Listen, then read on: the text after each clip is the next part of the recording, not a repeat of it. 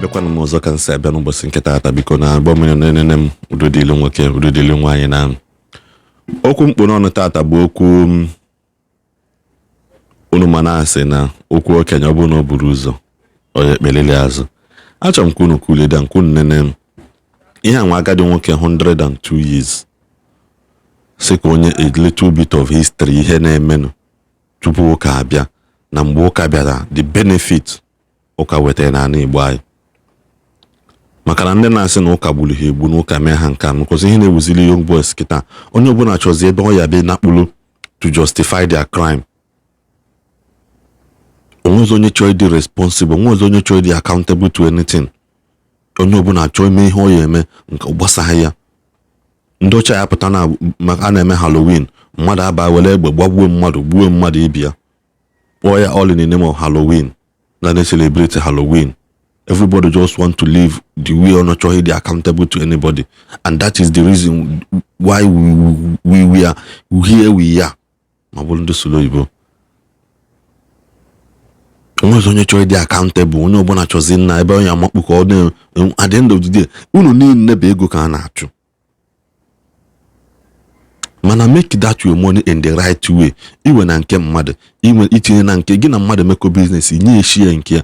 Onye gị na meko business nwa in the process of before profit apụta wele nke ya luli ya ọkali ya sef ime ka nke ya ka nke gị were ya wejelu ndị be ha. Butu mana ụka mana omenala na be ihe dị mmadụ kwụba aka ya ọtọ. Mana kịta onye ụka na onye omenala emeke onye ụka asị ya maka na onye omenala ọnwụ na onwe ihe gbasara ma ote nsa pass away gote new thing has come ulie nke mmadụ. Onye omenala na onye ụka mekọ ihe ọ sịkata m ya mmenye eshe ya o complain no too much nwere alụsị tugbuo ya. Achọrọ m kwunu gị agadi nwoke anụ nwantị maka na o kwuchakwu the benefit niile ụka wete. Maka na ọ bụ na esobe ihe nwoke anụ nwa kwuru mana ụka mere anyị ezigbote ihe ọma, mana people fail to admit the fact na ụka mere ezigbote ihe na Igbo anyị. Ebe ọ bụ na ọkọ na ebe na asị gị let's go back to our root. Let's go back to our root to go corrupt. Root to go corrupt ka ị na-aga back to ka ihe na-achọ dị. Foundation once destroyed. Everybody now celebrate the success of every man now to be successful now. I say now to check how much you make, but how man check the joy that in a man and yegi. Oboni na Igbo onye na specialize in Igbo afọ sister now. As a magini na agwa for man apụta. Asị na maka na elutabehu na enu maka na that in a menye be ego, which means that in a man adho successful. But they fail to check the impact na that thing in na-eme na the life of people. Nakwa onye Igbo na o mambeze ọzọ onye Igbo na mambeze ọzọ ebulizi onye lụta 5 story 10 story building when na justify the success of what they do because we all celebrate money. Nekene video aga nwoke na anyị na-anachata azụ ọzọ. Onye ọbụla chọrọ ịma ife ga na-ege ndị okenye ntị. Onye ọbụla chọrọ ịbara onwe ya uru kwesịrị ka ọ na-akpa ndị okenye nso maka na onye ma nne ya ma ndị gboo onye ọbụla ma ndị okenye amalugo ancestors. Chineke a na-enyekwa ya ekene isi wee wepụta anyị weweta ụmụaka ma ka bịa jụrụ ese nna nekwa anyị dubekwa anyị chebe anyị mgbe ba ga-ana ajọ mmụọ ya fụkwa ajọ mmadụ abụba onye si n'ọba na onye ewere ana jere mmiri n'aha Jizọs. Amen. Hyacinth obi dị mma anyị bụ afa gị mụrụ mmụ ya agbakọta nwa arọ na ede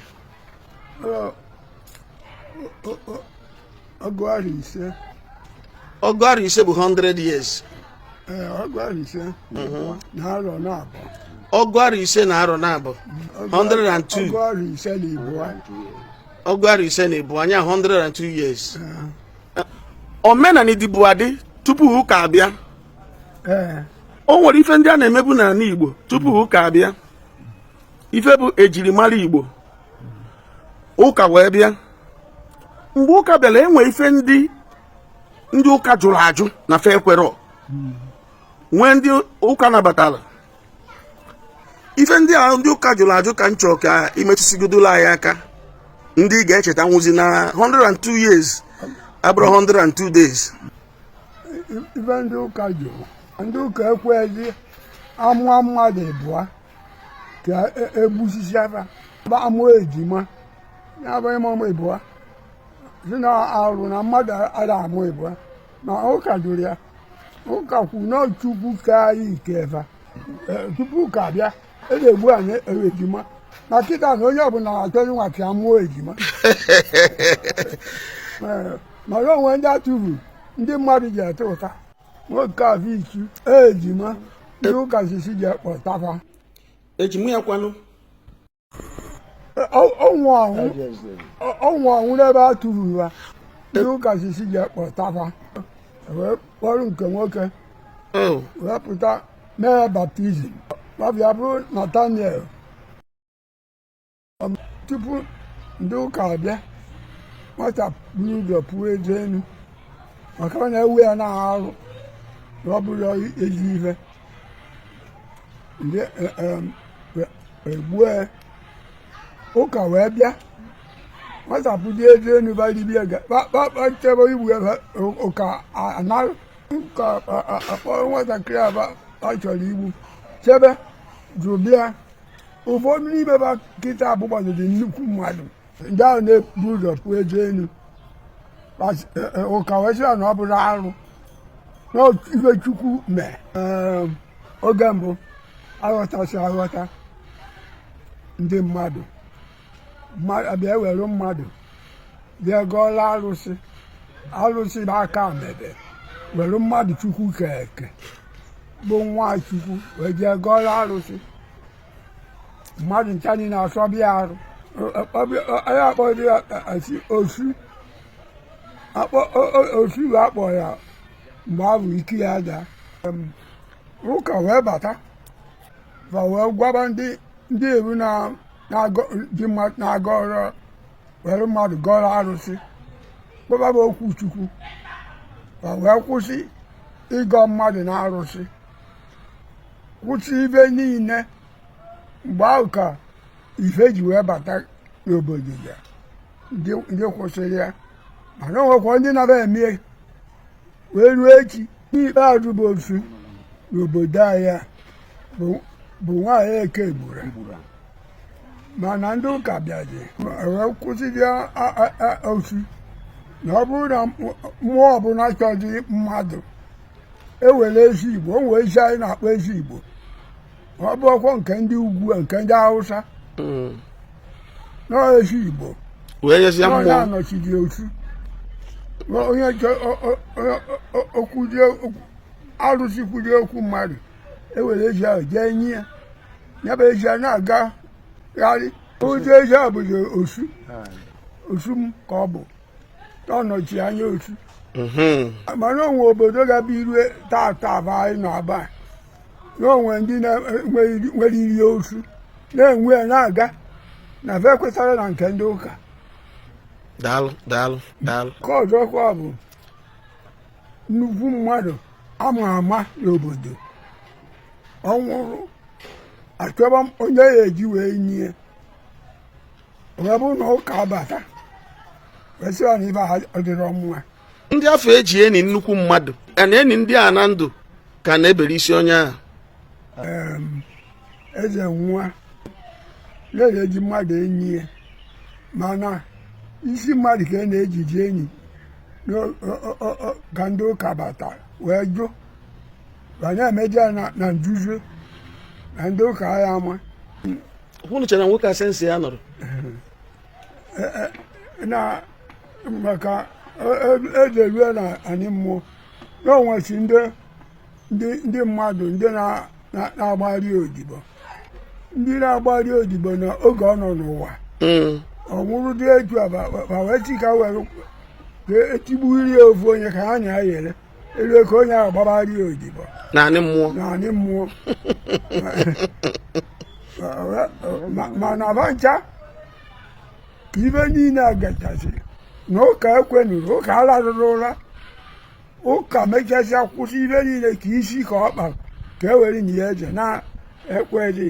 Onwe ndị obodo n'obodo na-anụ ọgụ, onwe ndị na-apụta jee were nwanne ba ma nwa ha iji wee fụ na emeghịrọba wee jee nie n'ebe na-anụ ọgụ n'ihe na ndụ ka ogbo ya egbu nye ya na ndụ.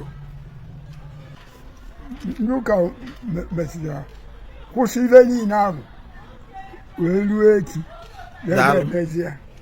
Achọrọ m ka anyị jụọ ndị wetara anyị ozi ọma ya ndị bịa kụziri anyị maka Jizọs na Chineke ya na ndị gọọmenti ya bụ ndị nke ọzọ ni ndị colonial masters ndị ọcha ndị nke ọzọ ni fa bụ ofu ndị mana ndị ụka abụrụ ofu maka ndị ụka amaghị kwuo ka egbuo mmadụ na ka elee mmadụ. N'ụka kwuru ibe ọbụla Chukwu kee na o nwere nke ka ibie ebe ndị agbụrụ obi bịa ka ndị agbụrụ obi bịa na ndị ụka na-abịa nkụzi maka Chukwu mana ndị na-azụ ahịa na ndị ụka ede emekọrịta ọfụma. Ihe nke abịa ịchụ ego, ndị nke abịa kụzie ka esi wee mụ Jizọs, kụzie ka Jizọs si wee nwụ. Ndị ụchụta ego nke a bụrụ okwu ha na slave masters ha mekwara ya arụ ha bụrụ missionaries. Na ọ bụrụ na ndị missionaries bata na-akpọrọ mmadụ na-akụziri ibe na o nwere onye agbara ha ọsọ. Na ndị na-ego mmadụ slave masters na fa bụrụ nwanne mmadụ mana ndị ụka bụ nwanne mmadụ bịa kụzibe wee mekọtara wee debe ụlọ ọgwụ were aka fa lụọ ụlọ ọgwụ wee ga rụọ ụlọ ọgwụ na rụba ụlọ akwụkwọ na ibe mee bụ na ụlọ ọgwụ ofuke bụ ihe enu ofuke bụ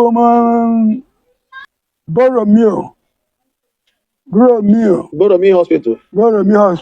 Ndị ọcha ndị ụka ka babụzi ka na ndị obodo enwere enyemaka onye arụ na-anwụ o nwere ebe ọ na-eje ka a jụọ ya ka wee rụba ụlọ ọgwụ rụba ụlọ akwụkwọ. Onye arụ na-anwụzi ewere ejebe n'ụlọ ọgwụ elue ajụọ ya ọpụta ọrapụ ndị slave masters banye ụka. So kezi uru ndị slave masters baala anyị ọwabakwa uru kama na ọmụgbu ka bịa na ego ka chọta na ndị ụka bụ mkpụrụ obi ka chọta mkpụrụ obi o ji abụ onye arụ nwụba wee biriri ejebe ụlọ ọgwụ. Onye na-enwere ọkọbọ na-enwere afụ eduri ejebe n'ụlọ ọgwụ eruo ọnọdụ aba ahụ dịrị enyebie nri na ndị na-ego na-atụ mgbere mmadụ enwere efe isi nke a bụ nke a nọọ ndị anụnwa bụ ndị ụka babịa n'ọkọrọ ụmụaka anyị ndị kwesịrị anaba iba n'ụlọ akwụkwọ jụbaba na nkịtị enyebe kọbọ enyebe afọ wee bụrụ na fa abụrụcha mmadụ. Missionaries onwe ndị fazụ ndị fazụrụ nne fazụ mmadụ ekwu ofu ịbụa.